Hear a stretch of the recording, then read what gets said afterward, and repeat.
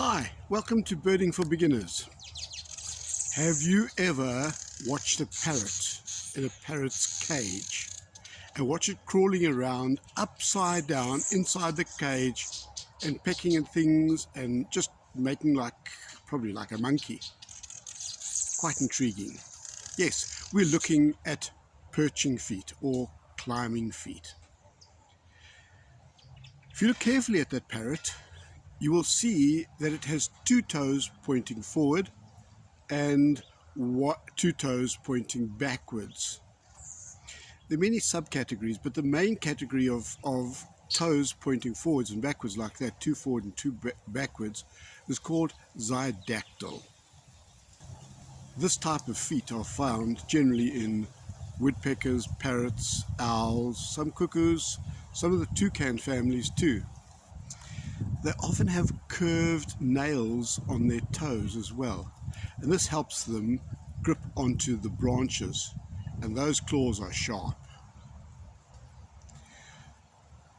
The other class of birds that cling onto branches like that are the songbirds or perching birds. They have three toes pointing forwards and one backwards, bit like our thumb pointing backwards and three toes pointing forwards. And again, these grip very tightly onto the branches. Very interesting how that works. Attached is a picture of the mechanism. When they are standing up, you will see that the feet and the toes are more or less flat. But when they are sort of crouched down or sitting on their haunches, those toes are clinging right around and sort of gripping onto whatever they're at. During one lecture I heard, they told me that sometimes these songbirds or these perching birds do that before they go to bed.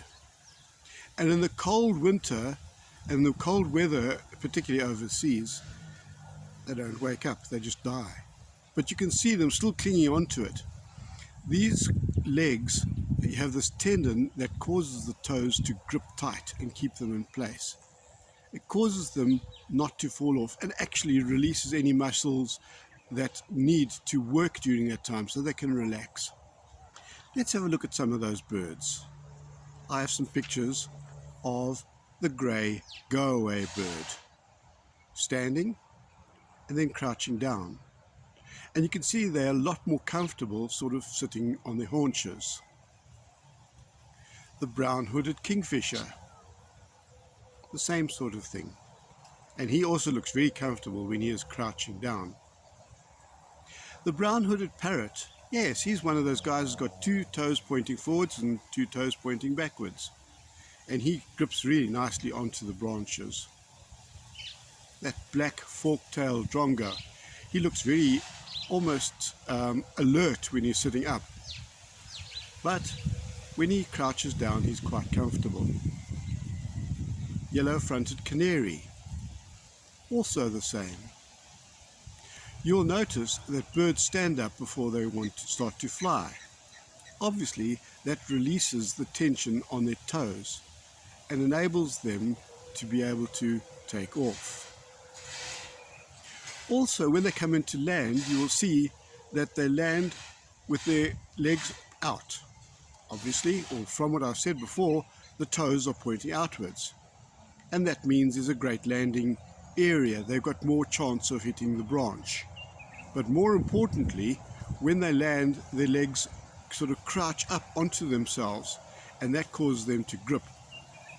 And if you watch birds coming into land, you'll see that sometimes they even overbalance forward a bit, but they don't fall off because their toes are holding them fast into the perch. I mentioned that they straighten themselves before they take off.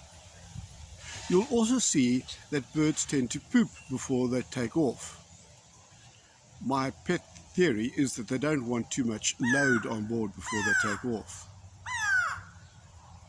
Excuse the grey go-away bird.